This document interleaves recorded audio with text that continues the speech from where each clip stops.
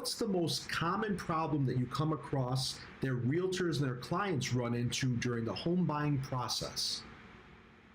The house's roof is too old and that the company wants to see it replaced within 60 days of closing on the house.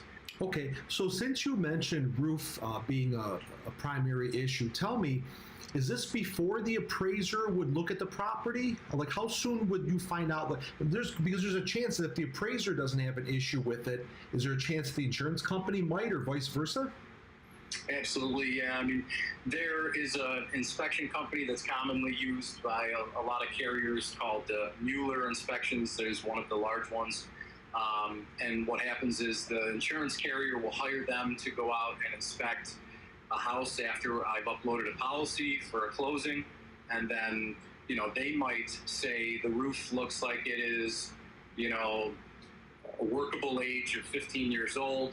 But then the photos come back to the underwriters at the insurance company and they say, there's some curling going on the edges of the shingles. We want it replaced within 60 days. So there is kind of a little bit of, who's handling it kind of a thing as to whether it passes an inspection or an underwriter's review. Like the minimum insurance in order to satisfy bank requirements. Yeah, I would say are falling in a premium range for insurance anywhere between $500 a year to $800 a year seems to be a workable range of how much to expect to pay for insurance. Now, a $150,000 house might fall closer to the $500 range. Okay. But also a $300,000 house might also fall towards a $500 a year insurance range, simply based on the buyer's insurance score, which is similar to a credit score. And if they have a good insurance score, they've been paying their bills on time, they've been paying their car insurance on time for the last 3, 4, 5 years, they're going to have a good insurance score. That their home insurance is going to be lower, is kind of based on an insurance score. Next question I have, which is a good segue, is how often do buyers make contracts subject to satisfactory review of a CLUE report, CLUE, a CLUE report, prior to advancing the home purchase? Yeah, no, most buyers are not looking at CLUE reports. They're not reaching out to me to run a CLUE report, which is a loss history report, on the house that they're purchasing.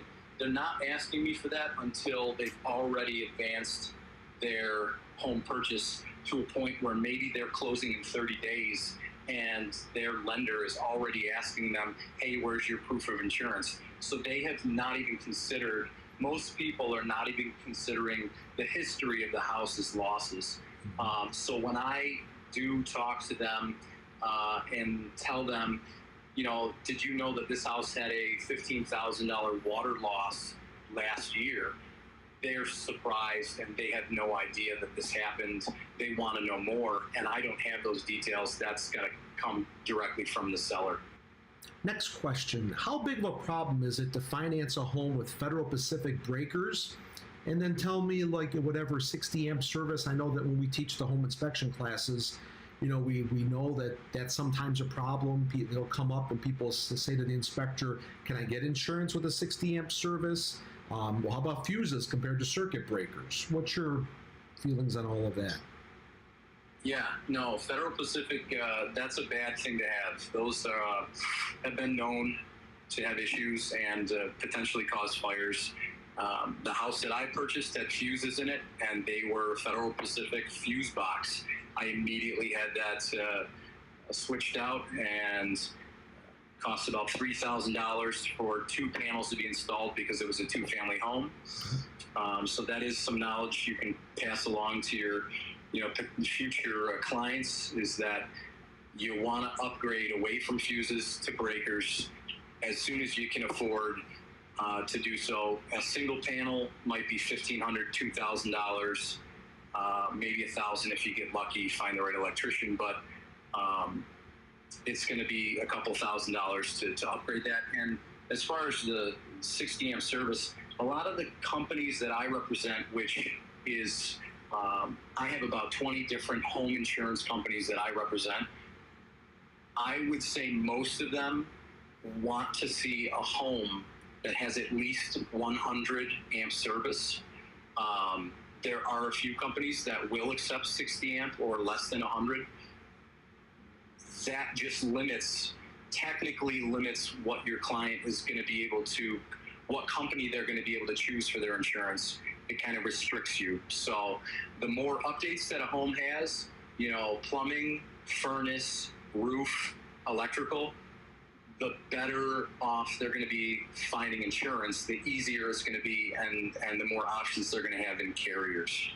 If a house had, let's say, knob and tube wiring or aluminum wiring instead of the more commonly non-metallic sheath wiring, the aluminum and knob and tube wiring will prevent you from getting replacement cost coverage on a homeowner policy. What that means is the mortgage company, the lender, is going to require replacement cost coverage. And if they can't get that because of the type of wiring the house has, they won't be able to buy the home. So it's a difficult situation to be in.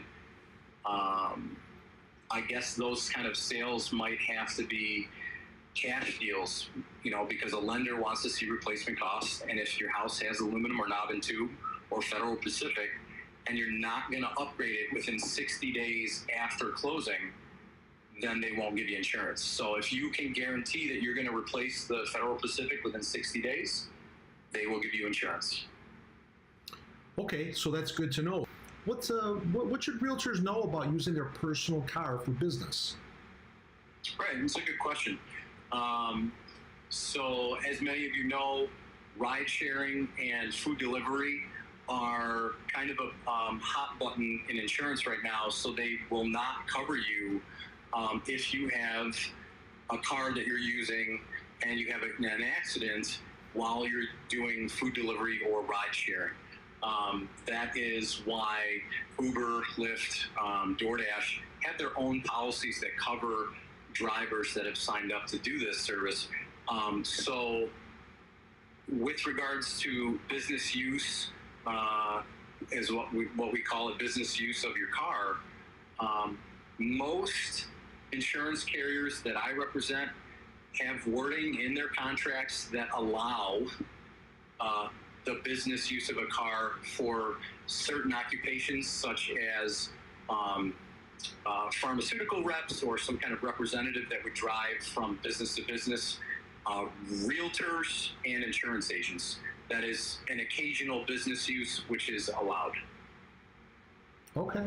All right. So you don't have to tell your insurance company that you're a real estate agent and get any kind of special rider on your policy for your car insurance. Nope, I would just ask your agent to make sure you're in a carrier that allows that. Like I said, most of the ones that I represent, allow for that kind of usage of your vehicle.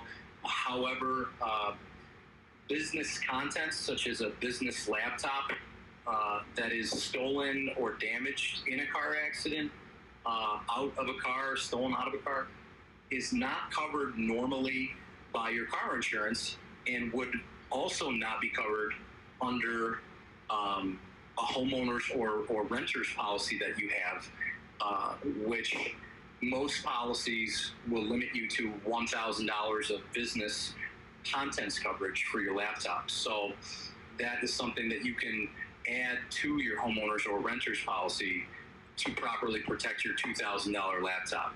Okay, right? Gotcha, sure. And when we spoke earlier, you had mentioned about flood insurance a little bit. What's the most common flood insurance scenario or situation you would want to share with us that would be helpful? Yeah, flood insurance. I do commonly see this becoming a sticking point for clients and realtors, where they go to put a bid in on a house, they put an offer in, it's accepted, and then they realize the flood insurance on the house is going to cost $5,000 a year alone. And then they pull out of the deal. That would be something nice to know before bids are due, right? So certainly I would recommend making sure you know what houses you're showing are in a flood zone and telling that to your clients, before they go ahead and put a bid in, because that is a big deal.